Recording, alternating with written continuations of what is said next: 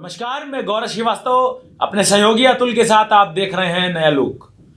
आज हम बात करने जा रहे हैं उत्तर प्रदेश के लगभग 1.5 लाख शिक्षा मित्रों के बारे में, जिनकी सीधे तौर पर आजीविका कहीं ना कहीं प्रभावित हो रही है, चाहे वह सरकार के माध्यम से हो या लगभग 20 साल से कार्य कर रहे समय के दौरान जिस प्रकार की समस्याओं का सामना करना पड़ा, चाहे वह वेतनमान को लेकर के हो या फिर मानदेय पर वापस आने की बात हो। हम आज उनकी बात करेंगे जो हमारे देश के युवाओं का भविष्य बनाने का काम करते हैं, उनके भविष्य को एक दिशा देने का काम करते हैं। हमारे साथ हमारे सहयोगी अतुल जी भी मौजूद हैं। जी गौरव, नमस्कार। देखिए, किसी भी सब समाज के लिए अगर उस समाज में अगर उस शिक्षक वर्ग अगर अपने अधिकार के लिए संघर्ष कर रहा है, ये सबसे खराब बात होती है किसी भी सब समाज के लिए। और मैं आपको थोड़ी सी, मैं तो इतिहास का विद्यार्थी भी रहा हूँ, आप भी पढ़े होंगे कि जब सत्ताएं में बैठे हुए सरकारें या हुक्मरानें जब उनको जब उनको नशे में जो शुमार हो जाती हैं, जब वो चूर हो जाती हैं, तब तक एक चणक के आता है और अपनी चोटी खोल के कहता है कि मेरे शिक्षा में इतनी समर्थ है, मेरी शिक्षा में इतनी समर्थ है कि मैं अपनी पोषण करने वाले राजा का निर्माण खुद कर लूँगा। और वो राजा से भीख नहीं मांग रही है, वो सरकार से भीख नहीं मांग रही है, बस अपने अधिकार के लिए रोड पे खड़ा होकर के लड़ना चाहती है, दिखाना चाहती है कि मेरा अधिकार क्या है। और आज ऐसे ही उत्तर प्रदेश के प्राथमिक शिक्षा मित्र संघ के प्रदेश अध्यक्ष जी हमारे सामने मौजूद हैं। शिव कुमार शुक्ल जी, बहुत बहुत स्वागत है आपका हमारे स्टूडियो में। तो इसी के साथ पहला सवाल कि क्या समस्या है, जरा दर्शकों को डिटेल में बताइए, और ये समस्या का निदान कैसे है और सरकार से आपकी डिमांड क्या है। भाई अतुल जी, सबसे पहले मैं नया लोक अखबार के सभी साथियों का आभार व्यक्त करता हूं और आपके माध्यम से मैं अपनी बात रखने का प्रयास करता हूं। आप सबको बहुत बहुत धन्यवाद कि आपने हमें बुलाया। जी, उत्तर प्रदेश में वर्तमान समय में 1.5 लाख से अधिक शिक्षा मित्र कार्यरत है। ठीक है। और ये संख्या हमारी लगभग 1,70,000 के ऊपर थी। हाँ। हमारा 2001 में प्रशिक्षित होकर शिक्षा मित्र आया। ठीक जी। 26 मई 1999 को आदरणीय कल्याण सिंह जी की सरकार थी उत्तर प्रदेश में जी। और उस समय इसका एक प्रारूप तैयार किया गया और वो प्रारूप तैयार करके शिक्षा मित्रों को गांव पंचायतों को रखने के लिए प्रस्तावित किया गया जी।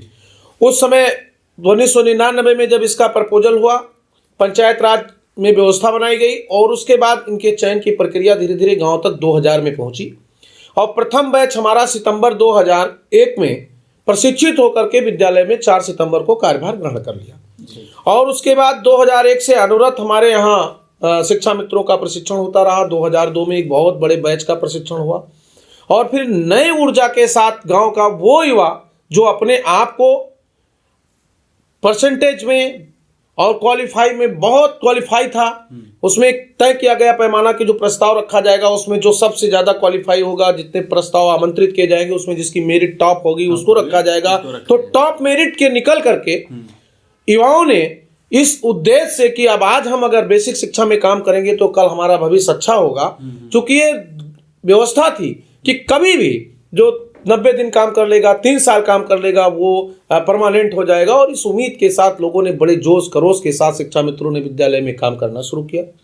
बेसिक शिक्षा जो पूरी पटरी से उतर चुकी थी, बेसिक शिक्षा जो चरमरा गई थी, उसको सुदृढ़ सजाने संवारने का काम, उन गरीब और मजलूमों के बच्चों को विद्यालय में लाने का काम, नामांकन कराने का काम, उनको नामांकित करके ठहराव सुनिश्चित कराने का काम शिक्षा मित्रों ने समर्पित भाव से शुरू किया। और तत्समय 1450 रुपये मानदेय तय किया गया था प्रति माह का, लेकिन जब इनकी नियुक्ति हुई तो वो 2250 हो गया और 2250 पर हमने संघर्ष शुरू किया, हमने काम शुरू किया और वो 2250 हमें 2005 तक मिलता रहा और हम उसमें संघर्ष करते रहे। एक लंबी संख्या में शिक्षा मित्रों का चयन होता रहा और हमारे नौजवान साथी उसमें जुड़ते गए, अपनी ऊर्जा के साथ काम करते गए और हमने बेसिक शिक्षा को इस स्तर पे लाके खड़ा किया कि 2007 और 8 में उत्तर प्रदेश के बेसिक शिक्षा मंत्री, तत्कालीन बेसिक शिक्षा मंत्री को भारत सरकार से इस बात का अवार्ड प्राप्त हुआ कि उत्तर प्रदेश की बेसिक शिक्षा पूरी तरह से सुदृढ़ हो चुकी है और अपने राह पे बड़ी गति से बढ़ रही है। लेकिन ये एक फॉल्स स्टेटमेंट था ना जी जी। कि जो मतलब आप कह रहे हैं कि वहाँ के मतलब उत्तर प्रदेश के शिक्षा मंत्री जो हैं उनको वहाँ से इनाम मिलता है, पुरस्कृत होते हैं इस नाम पे कि उन्होंने उत्तर प्रदेश की शिक्षा प्रणाली को सुदृढ़ कर दिया है, बहुत बढ़िया बना दिया है। लेकिन जब आप ग्राउंड पे उतर के देखेंगे तो वही जो शिक्षक हैं जिनका काम है कि इस समाज में एक ऐसे ऐसे नए युवकों को उनको प्रशिक्षण देना, उनको शिक्षित करना, लेकिन ऐसा काम ग्राउंड पे दिखा नहीं। अवार्ड तो लेकर के चले आए लेकिन ग्राउंड पे दिखा नहीं। इसके बारे में जरा बताइए। नहीं, ग्राउंड पे दिखा। अच्छा, जब शिक्षा मित्रों का चयन सरकार ने शुरू किया हाँ। तो उस समय बेसिक शिक्षा की स्थिति बहुत खराब थी। हाँ। लेकिन 2001 और 2 से लेकर के जब हम उसको बढ़े और शिक्षा मित्रों ने विद्यालय संभाला, ऐसी स्थिति थी कि केवल शिक्षा मित्र ही विद्यालय देखते थे। एक हमारे पास अध्यापक नहीं थे। हाँ। सरकार के पास अध्यापक नहीं था और हमारे एक अध्यापक के पास 6 विद्यालय का चार्ज, 10 विद्यालय का चार्ज था। हम विद्यालय में काम करते थे, केवल शिक्षा मित्र भाई बहन विद्यालय में काम करते थे। और उन्होंने विद्यालय को इतना सजाया, शिक्षा मित्रों के बल पे कार्य वो मिला था। और जब हमने हमारी आवश्यकताएं बढ़ी, हाँ। हमने डिमांड शुरू किया, हमने अधिवेशन किया। 2005 में तत्कालीन सरकार के स्पीकर के साथ 6 मिनिस्टरों का एक कार्यक्रम कराया गया और उसमें माननीय स्पीकर महोदय ने कहा कि शिक्षा मित्र भी हमारे बच्चे हैं और इनके साथ न्याय होना चाहिए। सरकार से हमारी उन्होंने संवाद स्थापित कराया। तत्कालीन बेसिक शिक्षा मंत्री किरणपाल सिंह जी थे और उन्होंने पहली बार हमारा मानदेय 150 रुपया बढ़ा, 2250 से हम 2400 पे गए थे। और दूसरी बार सरकार जाते जाते हम 2400 से 3000 पर गए थे। और फिर दोबारा जब सरकार बहन जी की बनी तो 500 रुपया मात्र उन्होंने बढ़ाया, आदरणीय लक्ष्मी नारायण सिंह जी के कहने पर। और धर्म सिंह सैनी जी भी शिक्षा राज्य मंत्री थे, उनके निवेदन पर, हम लोगों के आंदोलन के बाद। और वो 3500 रुपया हमारा मानदेय चला। और उसके बाद 2010 में शिक्षा मित्रों के चयन की प्रक्रिया बंद कर दी गई।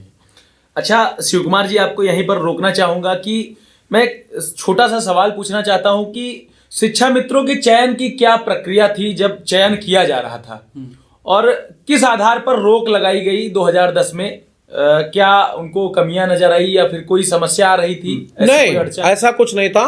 शिक्षा मित्रों के चयन की प्रक्रिया शुरू हो गई थी और शिक्षा मित्र पहले ये था कि उन विद्यालयों में होंगे जो एकल विद्यालय हैं जी, जहां एक ही अध्यापक है जी। और स्थिति इतनी अध्यापकों से हमारा जो है विद्यालय इतना खाली हो गया कि फिर धीरे धीरे उसका प्रपोजल बढ़ता चला गया। और जो आपने बात की अतुल भाई की, गौरव जी की, क्या प्रक्रिया थी, कैसे चयन किया जाता था, तो चयन की प्रक्रिया बहुत साफ सुथरी थी।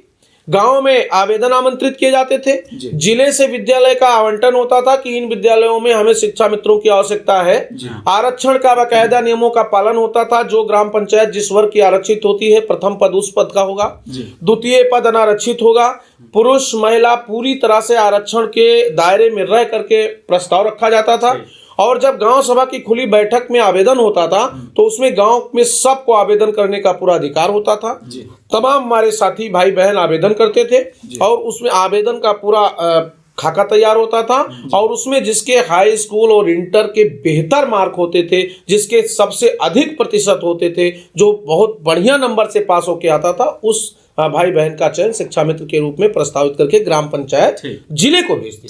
ठीक है। तो शिव कुमार शुक्ल जी, जरा सा मैं सरकार का विपक्ष जानना चाहता हूँ कि सरकार की क्या दलील थी कि वो किस बिहार पे इस चयन प्रक्रिया को बंद कर रहे हैं? सरकार की दलील जरा सा मैं जानना चाहता हूँ। सरकार की कोई दलील नहीं थी। हमारी संख्या बढ़ चुकी थी। हम 1,70,000 के करीब हमारा चयन हो गया था। अच्छा, हमारी आवश्यकता 1,70,000 से अधिक संख्या में मैं आ चुका था। और हमने 1 जनवरी 2009 से एक आंदोलन शुरू कर दिया था कि अब हमें पूरा सम्मान चाहिए और पूरा वेतनमान चाहिए और शिक्षक पद का सम्मान चाहिए। सरकारों को लगा कि अब ये आंदोलन बढ़ेगा और उस आंदोलन को देखते हुए उन्होंने शिक्षा मित्र की प्रक्रिया को बंद करके नई भर्ती प्रक्रिया को बंद करके, और जो शिक्षक उस वर्तमान में हमारे शिक्षा मित्र साथी कार्यरत थे उनको हमने डिमांड किया आंदोलन के माध्यम से, टेबल टॉक के माध्यम से, मिल करके लोगों मंत्रियों से, तो उनको प्रशिक्षित करने का जो हमने प्रपोजल रखा, तत्कालीन सरकार ने उसको स्वीकृत किया और स्वीकार करके भारत सरकार से अनुमोदन कराया। और अनुमोदन के बाद हम 2011 में प्रशिक्षण में चले गए। जब प्रशिक्षण की बात शुरू हो गई तो उन्होंने नई भर्ती बंद कर दिया और जितने लोग प्रदेश में कार्यरत थे उनकी योग्यता दक्षता के साथ, क्योंकि सबको जो भारत का राजपत्र है उसके अनुसार पूरे देश में कोई भी शिक्षक 10+2 यानी इंटर और फिर स्नातक और उसके बाद बीटीसी डीबीटीसी होना चाहिए ठीक। चाहे वो दूरस्थ शिक्षा से बीटीसी हो या फ्रेश बीटीसी हो। प्राइमरी एजुकेशन की यही मानक था। तो जो भी साथी इंटर के पास आए थे, इंटर के बाद हमारे साथी भर्ती हो गए, उन्होंने अपना अध्यापन कार्य शुरू कर दिया। उसके बाद उन्होंने व्यक्तिगत रूप से अपना स्नातक की शिक्षा पूरी की और फिर सरकार से हमने डिमांड किया कि हमारे सारे साथी अब स्नातक हो गए हैं, इनको आप प्रशिक्षित करिए और हमें समायोजित करिए। तो उसके क्रम में नियुक्ति को बंद करते हुए तत्कालीन सरकार ने 2011 में हमें प्रशिक्षण प्रारंभ किया। चूंकि शिव कुमार जी आप एक संघ के पदाधिकारी भी हैं, प्रदेश अध्यक्ष हैं, तो क्या इस नाते आपने सरकार से या फिर तत्कालीन शिक्षा मंत्री से क्या कोई गुहार लगाने की कोशिश की कि क्यों बंद किया जा रहा है भर्ती प्रक्रिया को? क्योंकि शिक्षा मित्र एक बड़ी संख्या से, क्योंकि ग्रामीण बच्चे ज्यादातर इससे जुड़े हुए होते हैं प्राथमिक शिक्षा से, तो इन पर सीधे तौर पर असर पड़ेगा। तो क्या आपने कोई वार्तालाप करने की कोशिश की? मैं गौरव जी आपको बताऊं कि वार्ता करने की कोई आवश्यकता ही नहीं थी जी। उस समय जितने भी हमारे यहाँ प्रदेश में प्राथमिक विद्यालय स्थापित थे, उन सभी विद्यालयों में 2 की संख्या में शिक्षा मित्र कार्यरत हो चुके थे। उनके पास नवीन विद्यालय नहीं थे और हमारी संख्या और विद्यालय की संख्या पूरी हो चुकी थी। इसलिए उनको किसी भी प्रकार से शिक्षा मित्र का चयन करके वो किस विद्यालय में बैठाते, इसलिए उन्होंने विद्यालय के हिसाब से जब हमारी संख्या पूरी हो गई तो उन्होंने शिक्षा मित्रों का चयन बंद कर दिया और मेरे आंदोलन और मेरी डिमांड को देखते हुए उन्होंने हमें प्रशिक्षित करने की कार्रवाई प्रारंभ कर दी और उसका प्रपोजल। शिव कुमार जी आपको रोकना चाहूंगा, एक यहाँ से आपके जवाब से एक सवाल और बनता है। जी। आपने कहा कि 2 शिक्षा मित्रों की चयन प्रक्रिया को पूरा कर लिया गया माध्यमिक शिक्षा परिषद के जो बेसिक प्राथमिक क्लास 5 तक जो बच्चे पढ़ते हैं। जी। तो क्या 2 शिक्षक 2 अध्यापक कक्षा 5 तक के बच्चों को पढ़ाने के लिए समर्थ थे? क्योंकि हर क्लास के बच्चों का अलग अलग बैच चलता है, अलग अलग उनका लेवल का जो है स्टडी मटेरियल होता है, पढ़ाई का लेवल होता है। तो क्या 2 शिक्षक पर्याप्त थे या एक साथ पढ़ाया जाता? जो व्यवस्था थी उस व्यवस्था के अनुसार एक विद्यालय में 2 शिक्षा मित्रों के चयन की प्रक्रिया का ही भारत सरकार से अनुमोदन था और राज्य सरकार का प्रपोजल था। वही चीज गांव सभा तक नीचे तक जा रही थी। तो 2 ही शिक्षा मित्रों का चयन होना था। 2 से अधिक शिक्षा मित्रों का चयन केवल नक्सली बेल्ट में कुछ विद्यालयों में घोषित हुआ था कि वहां की व्यवस्था करके कर लिया जाए।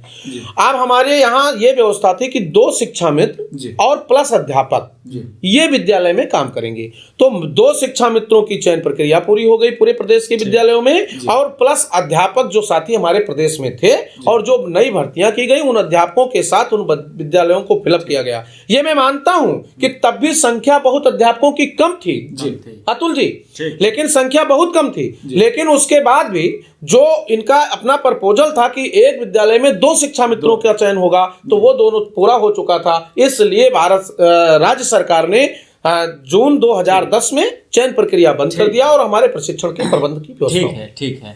तो जरा सा अपने दर्शकों को ये भी बताइए कि शिक्षा मित्रों की समस्या बहुत सारी हैं, तो जरा इनके घरेलू समस्या के बारे में बताइए कि आखिर वो अपनी निजी जिंदगी में वो कैसी कैसी समस्या का सामना कर रहे हैं। उनके पास आर्थिक संपत्ति की दिक्कत है, किसी को अपनी बेटी की शादी करनी है, किसी को बेटे को पढ़ाना है, तो इन सारे समस्या का भी जरा जिक्र बताइए और कितने लोगों की इसमें देहांत हो गई। गौरव जी ये तो बड़े दुख की बात है कि शिक्षा मित्र ऊंचाइयों तक चढ़ा और ऊंचाइयों से उसको सीधे प्रहलाद की तरह पहाड़ से नदी में फेंक दिया गया। अच्छा, अब वो मरेगा कि उसको मगरमच्छ खा जाएंगे इसका कोई मतलब नहीं। मतलब आप ये कहना चाहते हैं कि सरकार यहाँ कश्यप हो गई है। आप ये तो आप जैसे जाकी रही भावना जैसी प्रमुहूर्त देखी तीन तैसी, जिसका जो भी अर्थ जो लोग निकालें, लेकिन हमारी जो स्थिति है वर्तमान में वो बहुत ही दयनीय है। हमारे साथी, हमारे भाई बहन, हम खुद, हम लोग सारे लोग 40-42 साल के पार हो चुके हैं और 40-42 के बीच में अब स्थिति होगी हमारे ऊपर पिता की जिम्मेदारी, माता की जिम्मेदारी, बच्चों की जिम्मेदारी, तमाम लोगों के बहू आ चुकी हैं, तमाम के नाती नातनी सब, मतलब पूर्ण मिला के हमको परिवार को पोषित करने की आवश्यकता है। और हमारी स्थिति परिस्थिति इतनी खराब हो गई है कि हम 40,000 रुपया वेतन मान पा करके और एक सम्मानजनक स्थिति पे जाने के बाद आज हम 10,000 रुपए मानदेय पर काम करने के लिए विवश हैं और इस 10,000 में हमारे परिवार का पोषण नहीं हो पा रहा है। हमारे 3,000 से अधिक साथी इसी उसमें जब से समायोजन निरस्त हुआ है, सरकार के आश्वासन के बाद वो हत्या कर चुके हैं। किसी न किसी कारण से वो हमारे बीच में नहीं है, उनकी स्थिति बहुत खराब है। और इसमें मैं एक बात और कहना चाहूंगा कि वर्तमान शासन सत्ता के लोग का एक भी छोटा पदाधिकारी कोई भी हमारे उन मृतक भाई बहनों के दरवाजे तक जाकर सांत्वना भी देने का काम नहीं किया है। ये सबसे दुखद और सरकार की ओर से कोई कंपनसेशन कोई भी एक धनराशि उनको मुहैया नहीं करा। धनराशि की तो बात अतुल जी बड़ी दूर है। हाँ। कम से कम मेरे बीच में जाकर के वो हमको ढाढ़स बंधाते, सिंपैथी देते। ऐसा भी किसी मंत्री और विधायक या सांसद, पार्षद, नगर निगम चेयरमैन के साथ उनके संबंधित कार्यकर्ता, प्रवक्ता या जिला मंत्री, जिला अध्यक्ष द्वारा भी नहीं किया गया है। तो देखा आपने कि बड़ी बात कही शिव कुमार जी ने। जिस तरीके से लगभग 2014 से 2014-15 से 2017 तक वेतनमान में कार्य किया शिक्षा मित्रों ने, और इस दौरान कई प्रकार की उनकी जो व्यक्तिगत जैसे कि होम लोन्स, गाड़ियों का लोन, बच्चों की पढ़ाई का खर्च हो या फिर कहीं संपत्ति को खरीदना हो, घर बनवाना हो, कई प्रकार के खर्चों को सुचारू कर लिया गया। अब समस्या इस बात की है, जब सुप्रीम कोर्ट ने आदेश कर दिया 2017 में कि आप लोगों को वापस वेतनमान से एक मानदेय पर फिर रखा जाएगा, तो लगातार सुप्रीम कोर्ट के इस फैसले से लगभग 3,000 शिक्षा मित्रों को अपनी जीवन से हाथ धोना पड़ा है। और चाहे वह सीधे तौर पर हो या फिर एक व्यवस्था के अंतर्गत हो, वो उनका परिवार हो या फिर वो स्वयं हो, कहीं ना कहीं मानसिक स्थिति से भी प्रताड़ित हुए हैं, सरकार की इस गलत नीति के शिकार हुए हैं। अतुल जी, काफी बड़ा सवाल है क्योंकि परिवार के साथ लगभग 4 से 5 एक औसत दर्जे पर देखा जाए तो रहते हैं। देखिए, अगर ये समस्या के थ्रू, तो मैंने तो कई सारे शिक्षा मित्रों से बात भी करी है। वो कई सारे ऐसे शिक्षा मित्र हैं जो डिप्रेशन के शिकार हैं जी, और इस डिप्रेशन का इतना बड़ा इफेक्ट उनके परिवार के ऊपर है। सोचिए, जो छोटे बच्चे हैं, उनकी फैमिली है, उनकी बीबी है, उनके बच्चे हैं, वो भी आज डिप्रेशन में जी रहे हैं। अब सोचिए, जब एक समाज का कोई एक कोना जब इस तरह से डिप्रेस हो जाएगा, जिसके कंधे पे ये जिम्मेदारी है कि तुमको एक ऐसा युवा पैदा करना है जो इस देश के लिए मतलब भविष्य का निर्माण करे। जब वही डिप्रेशन में आ जाएगा और उसके परिवार के लोग डिप्रेशन में आ जाएंगे, तो सोचिए समाज किस तरफ जा रहा है। बिल्कुल सही बात है। ठीक है, तो शिवमंगल जी, इसी के साथ अगला सवाल है कि सरकार ने क्या कुछ बढ़िया काम भी किया आप लोगों के लिए? जरा ये भी बताइए। मैं बताऊं अतुल जी आपको कि सरकार ने क्या बढ़िया काम किया। हमारी जब हमारा समायोजन निरस्त हुआ, मामला हमारा चयन हो गया 2015 में, उसके बाद हमारा मामला, ये प्रकरण कुछ हमारे बीएड बीटीसी साथियों के साथ कुछ बड़े लोगों के साजिश के शिकार हुए शिक्षा मित्र। और उन लोगों का देखा कि अब विद्यालय फिलअप हो गया है, अध्यापक आ गए, शिक्षा मित्र भी 1,72,000 अध्यापक हो जाएगा, तो मेरी दुकान कैसे चलेगी, बीएड के कॉलेज बंद हो रहे हैं, ये बीटीसी नहीं हो पाएगा।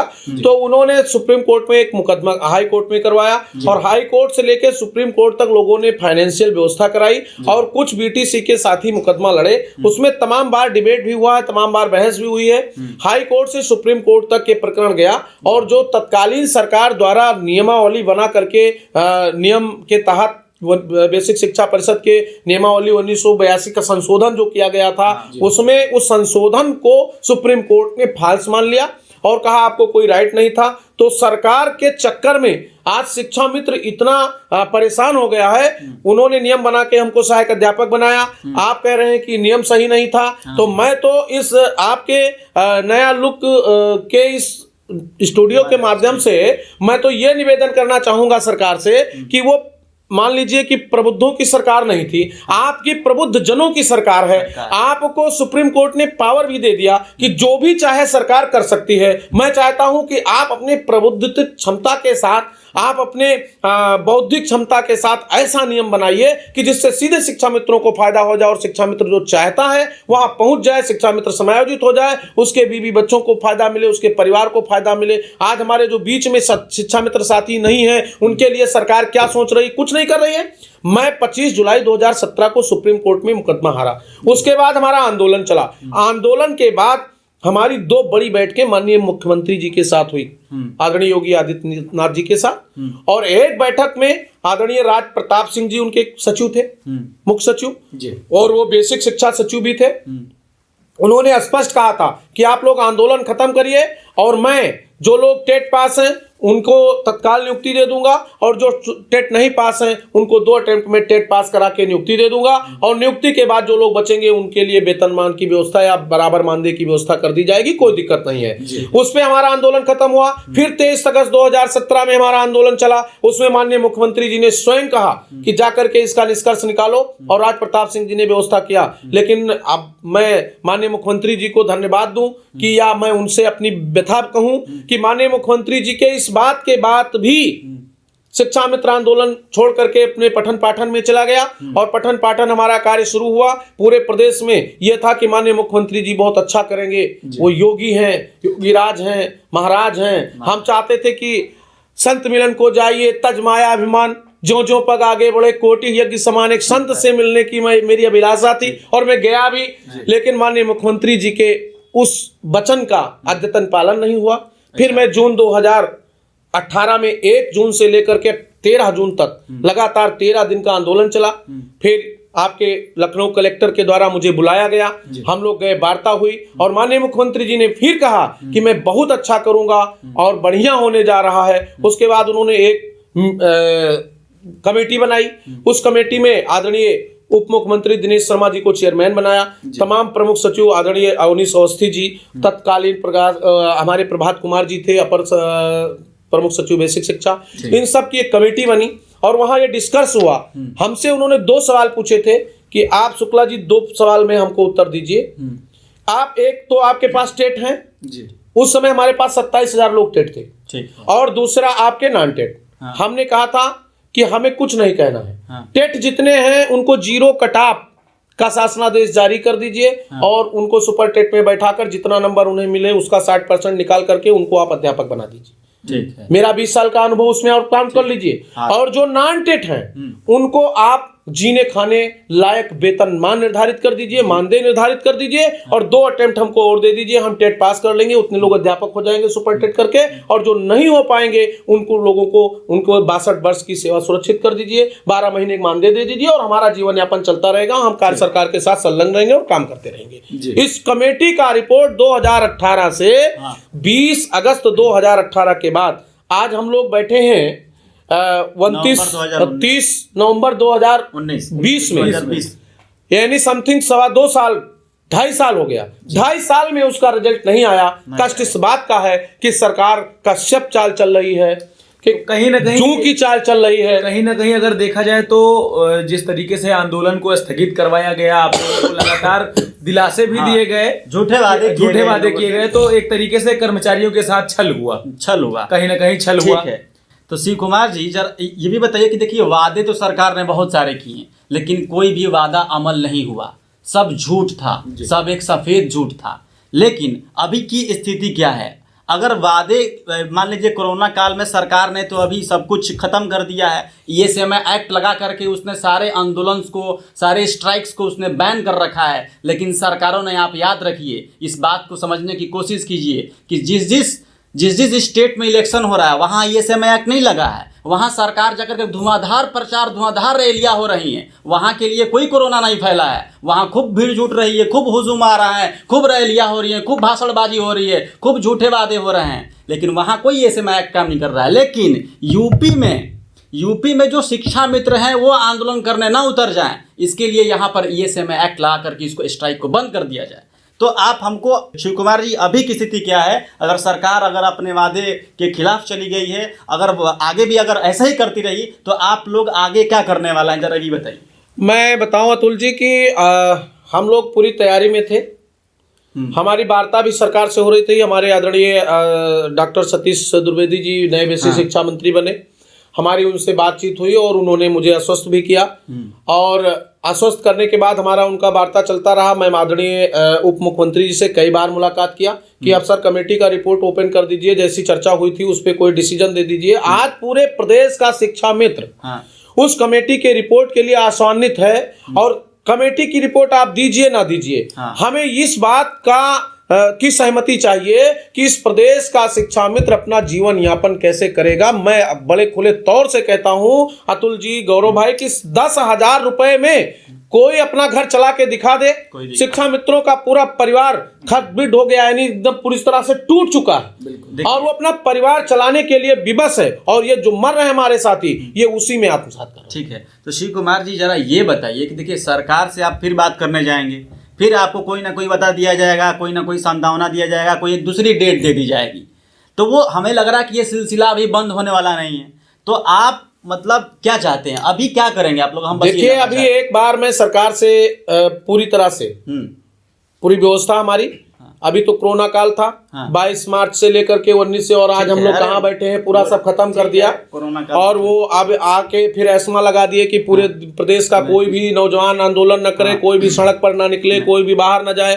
लेकिन मैं आपको बताऊं अभी चुनाव, पंचायत चुनाव की तैयारी स्टेट में हो रही है, और आदरणीय प्रदेश महामंत्री जी, मैं उनको धन्यवाद भी देता हूं और उनसे भी आग्रह करता हूं कि अपने जहां जहां पंचायत प्रतिनिधियों को संबोधित करते हैं, एक बार पंचायत कर्मी के नाते या पंचायत में काम करने के नाते या उनका एक छोटा कर्मचारी होने के नाते शिक्षा मित्रों का नाम भी ले लें तो बहुत बहुत आभार होगा उनका। लेकिन शिव कुमार जी, हम ये जानना चाहते हैं, हमारे दर्शकों को ये बताना चाहते हैं कि आपकी क्या आगे की गतिविधि है, क्योंकि अभी सरकार ने एस्मा लगा रखा है, आपका क्या आगे का प्रारूप? देखिए, एस्मा सरकार ने लगा रखा है, मैं एक बार अभी सरकार से पुनः बात करने का पूरा टेबल टू टेबल प्रयास करूंगा। मैं माननीय बेसिक शिक्षा मंत्री जी से प्रारंभ करूंगा और माननीय मुख्यमंत्री जी तक बात करूंगा, और उसके बाद भी अगर हमारे समस्याओं का निदान नहीं हुआ तो एस्मा लगे और चाहे गोली मारी जाए, वो चाहे भूख से मरे और चाहे गोली से मरे। इसलिए मुझे बाहर निकलना पड़ेगा, मुझे सड़क पर आना पड़ेगा, मुझे आंदोलन करना पड़ेगा, क्योंकि अब यह व्यवस्था नहीं है। अब तो मुझे ये चाहिए कि सरफरोशी की तमन्ना अब हमारे दिल में है और देखना है जो कितना बाजुए कातिल में है। बड़ी बात कही शिव कुमार जी आपने। जैसा कि अभी कल की मैं अगर बात करूं तो कल एमएलसी स्नातक पद के चुनाव है, लेकिन सरकार ने जिस तरीके से कर्मचारियों को उनके संवैधानिक अधिकारों को मारने के लिए जिस तरीके से एस्मा को लागू किया है, चाहे वह बात न रख पाने की हो, चूंकि अगर शायद ये कोरोना काल नहीं होता और एस्मा भी नहीं लगता तो शायद ये शिक्षा मित्र कर्मचारी हो या फिर और किसी भी विभाग के कर्मचारी हैं, वो शायद आंदोलन के लिए उतर जाए, उग्र सरकारों को। गौरव भाई, इसी बात का डर है कि ये जो आंदोलन, ये जितने भी लोग ये समस्या है, देखिए समस्या सिर्फ शिक्षा मित्रों के साथ नहीं है जी, समस्या तो जो है कि आशा वर्करों के साथ है, आंगनबाड़ी वर्करों के साथ है, स्वास्थ्य विभाग में जो काम कर रहे हैं उनके साथ है, इसे बहुत सारी हमारे परिवहन निगम कर्मचारी के साथ भी है, परिवहन लोगों के साथ है, तो बहुत से लोगों के साथ है। सरकार को बस इसी बात का डर है कि अगर इतने सारे लोग अगर हमारे खिलाफ अगर रोड पे उतर जाएं प्रदर्शन करने, आंदोलन करने के लिए, तो आने वाले समय में हमारा क्या होगा। लेकिन वही कहने का मतलब यह है कि सत्ता की जो कुर्सी है, कुर्सी को बचाने के लिए इस तरह की हमारे एक, मैं बहुत बताना चाहूंगा कि मैं ऑन कैमरा हूं फिर भी बताना चाहूंगा कि हमारे शासन के एक सचिव स्तर के एक अधिकारी से मेरी बात हुई, तो उन्होंने तब मित्रवत मुझसे बताया कि ये एस्मा जो चल रहा है अभी कई दिनों से चल रहा है और लगातार चलता रहेगा। जो 6 महीने का जो दौरान है, ये जो कार्यकाल लगाया जा रहा है, तो इसको लगातार आगे भी बढ़ाया जाता रहेगा, ये उन्होंने कहा।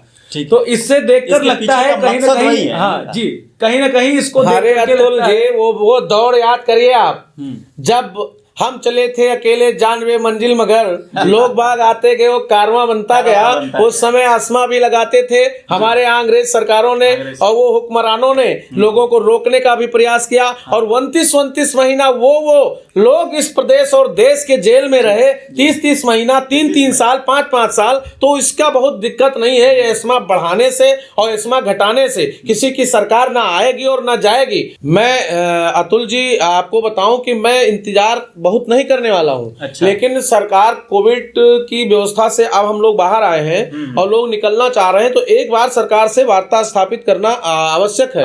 और आंदोलन तो तब लोग नहीं दबा पाए, लोग निकले रोड से और आजादी दिला के चले गए, आंदोलन नहीं दबा पाई आदरणीय इंदिरा गांधी जी, जो पूरे देश की इमरजेंसी लगा करके, तो आंदोलन एस्मा लगा करके पूरे, जब इस देश का युवा जागेगा, इस देश का कर्मचारी जागेगा, इस देश के लोग भागेंगे, तो इनको सब कर्मचारियों को कोई अपना वोट बैंक और बंधुआ मजदूर ना माने।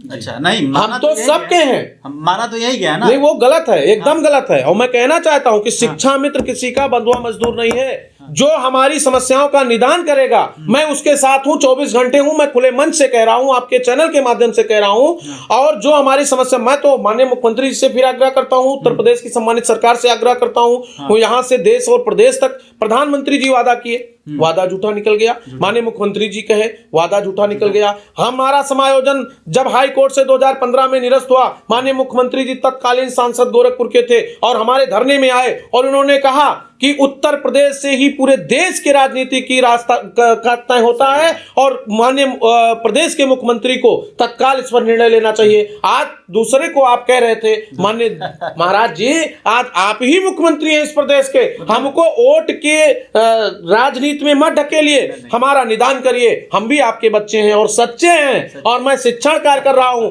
और इस देश में जहां का शिक्षक दुखी होता है, वहां के तंत्र को विनाश का कारण होना पड़ता है और विनाश होना पड़ता है। इसलिए हम बहुत दुखी हैं, कोई नहीं बचा। हम बहुत परेशान हैं। हमारे बच्चे बढ़िया स्कूल में पढ़ते थे, वापस आ गए। हमारे माँ बाप जिनकी बूढ़ी आंखें, जिनका मुझे ऑपरेशन कराना चाहिए, चश्मा देना चाहिए, अब मेरे पास पैसे नहीं है। शिक्षा मित्र रो रहा है। इस समय वो स्थिति है, 50 रुपए में आलू बिक रहा है अतुल भाई। जी। और कैसे आएगा 10,000 में महीने का खर्च, कैसे चलेगा? इसलिए वोट बैंक की राजनीति से उठ करके और शिक्षा मित्र हित में, कर्मचारी हित में सरकारों को निर्णय लेना होगा। अन्यथा इस पूरे प्रदेश का, चाहे वो पीडब्ल्यूडी का कर्मचारी हो, वर्क चार्ज हो, डेली बेसिस हो, चाहे आंगनबाड़ी हो, आशा बहू हो, मनरेगा हो, कैंपनियर हो, कोई भी हो, वो जब निकलेगा तो एक समूह में जब निकलेगा तब आप किस किस को जेल में डालोगे, किस किस को मारोगे, कहां कहां रोकोगे, किसके घर को जेल बनाओगे? जेलें छोटी पड़ेंगी और लोग बड़ी संख्या। बहुत बढ़िया बात कही शिव कुमार जी ने। अगर देखा जाए तो वास्तव में 10,000 रुपए का जो मानदेय कर्मचारियों को मिल रहा है, वो चाहे शिक्षा मित्रों को हो या फिर अलग अलग अन्य कई विभाग हैं जहां पर संविदा पर या फिर आउटसोर्सिंग के माध्यम से लोग काम करते हैं और अपना जीविकोपार्जन कर रहे हैं। ये मजबूरी है उनकी कि उनको 10,000 रुपए में काम करना पड़ रहा है, लेकिन इसका मतलब ये नहीं कि सिर्फ और सिर्फ उनके पास एक यही अंतिम विकल्प है। मैं सरकार को सीधे तौर पर न्यायलुक चैनल के माध्यम से चेतावनी देना चाहूंगा, उन 1.5 लाख शिक्षा मित्र कर्मचारियों के माध्यम से, उन सभी विभागों में काम कर रहे संविदा पर या फिर आउटसोर्सिंग के माध्यम से काम कर रहे कर्मचारियों के माध्यम से, यदि आपने अभी कर्मचारियों की सुध नहीं ली तो शायद आने वाले समय में आपकी स्थिति अत्यंत दयनीय होने वाली है। इससे कोई नहीं बचा सकता। और अंत में मैं दर्शकों से एक बात कहना चाहूंगा कि यदि आज आपको किसी दूसरे की समस्या को देखकर पीड़ा नहीं उत्पन्न हो पा रही, यदि आपको सामने वाली की समस्या को देखकर आपको दया नहीं आ रही, तो शायद यही स्थिति आने वाले समय में आपके भी दरवाजे पर दस्तक देगी और तब शायद आपके लिए कोई खड़ा होने वाला कोई भी व्यक्ति ना मिले। इसलिए अभी मौका है आपके पास। शिव कुमार जी, आप न्यायलुक स्टूडियो में आए, इसके लिए बहुत बहुत आभार। बात की आपने, समस्याओं को रखा, कर्मचारियों की समस्याओं को रखा। इसी के साथ मैं अपने सहयोगी अतुल के साथ लूंगा इजाजत। लगातार खबरों में बने रहने के लिए देखते रहिए न्यायलुक।